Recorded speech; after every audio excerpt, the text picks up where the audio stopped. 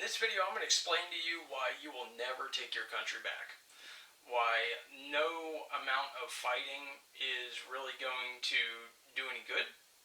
And why you're just kind of stuck with whatever the results of the election will be, because it's going to be rigged. There's no way to have an honest election from now on, because once a tyrant finds out how to rig elections, they will never drop that card. So, with that said, first thing is that everybody seems to buy into the politics and news, yet they claim that they aren't real and they don't trust them. Recent stuff. So, COVID-19. The lies that were spread in COVID-19, people still fell for it. Well, I'm just going to be safe, and, I've known some people, blah, blah, blah, blah, blah. Yeah, okay, right. Got it. And the hurricane stuff that happened recently. Oh, it's going to wipe out the eastern seaboard. It's just going to destroy everything in the East Coast. That's what they're saying. Everybody must flee. No. It's really not that bad. But, whatever. So, people are still sensationalizing Ukraine, even though it has nothing to do with us, except the fact that we're throwing money over there. People absolutely love the drama that's going on. They don't realize that this two-party system was meant to have a one-party system, where everybody's just, under the illusion that they're voting for some, idea that is just minusculely different. But have you noticed that there hasn't been a difference between being under a red president and a blue president? Nothing's really happened differently. Not much anyways. So death by 1,000 cuts maybe, but nothing really too noticeable. Change is coming. But it's going to be a slow change. Because that's what people you will accept. They will accept any kind of change as long as it's slow and they just get over the last hurdle. And then they toss another one. But anyways, moving on. The next reason why you will never take back your country is you're going to be too busy at work. You're going to have to work more hours for less pay, and the economy is going to go to shit, and you're just going to have to deal with it. You're going to be living paycheck to paycheck, as you probably do now, because you need all your hobbies, you need to entertain your kids, blah, blah, blah, blah, blah. And it's going to be easier, and it already is, easier to complain and work around tyranny than actually put your feet in the ground and say, you know what, no more. I'm just not going to go to work, and I'm going to go ahead and take back my country, so to speak. No one's going to do that. No one's going to do that and, die for their principles. Because guess what? They got a family. And that's what is always, thrown back at our face. Well, what about your family? Well, okay, there's my family, and then there's the country. So what do you care? What do you care more about? The entire country, or your little family that's going to have no influence on the world whatsoever? Well, everybody's already made their choice on that. So, and society has conditioned everybody to be selfish. So there you go. All right, next one.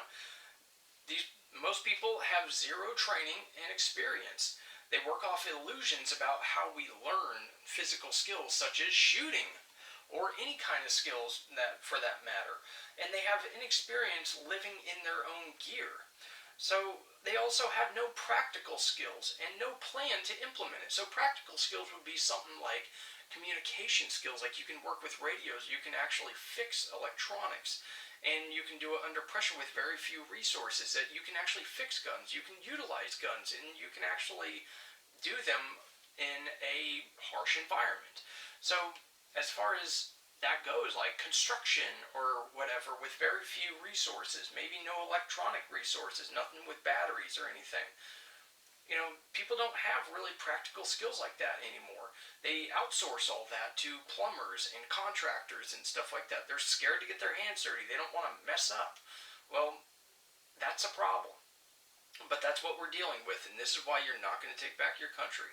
Not to mention that most people are unfit and unskilled. I would like to see somebody actually, keep up on just a 1 mile run. Like, what's your mile run time? What's your 2 mile run time? And then be done with that. Okay, so how often are you doing physical training that doesn't involve the big three? If you think, oh, I'm doing deadlifts and stuff, that does nothing for you. Try rucking.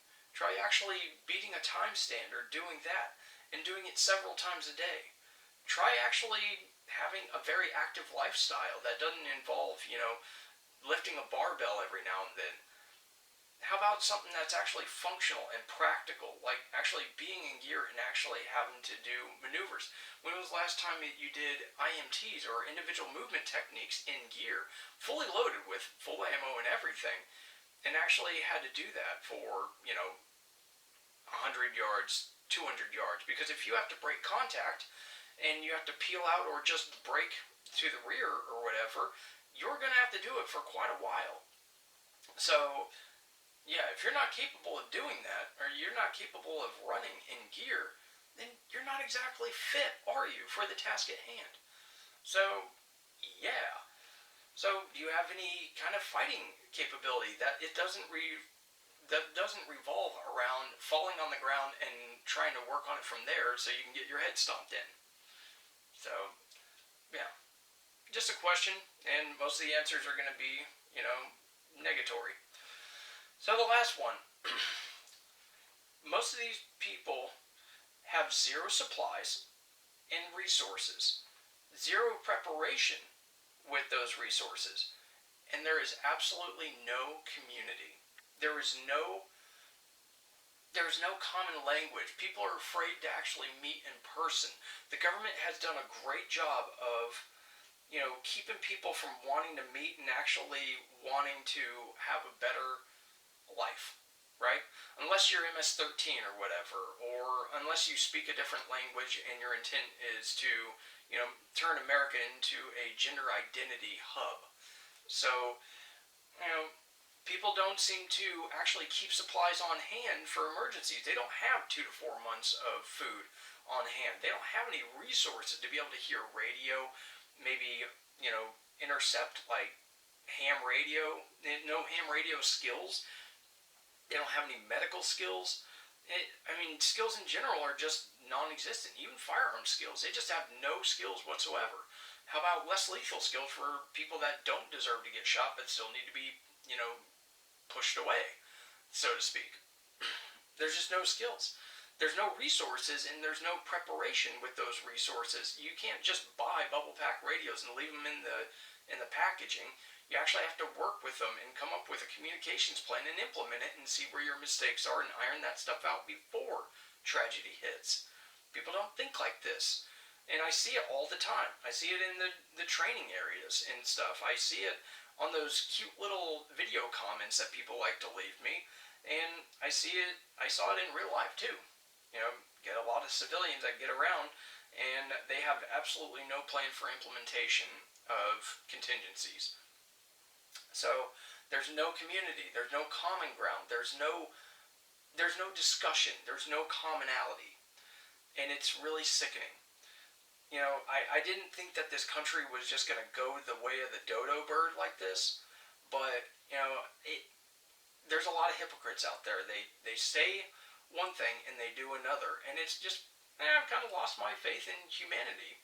You'll cry and you'll say somebody should do something, and then you're going to want somebody else to do it because you're too busy at your 9 to 5, because you can't make good financial choices and you pop kids out without actually having any kind of financial plan or financial readiness.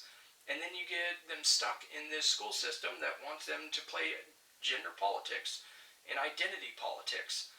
And then this vicious cycle where it's easier for us to complain and just work around the tyranny than it is for us to confront it.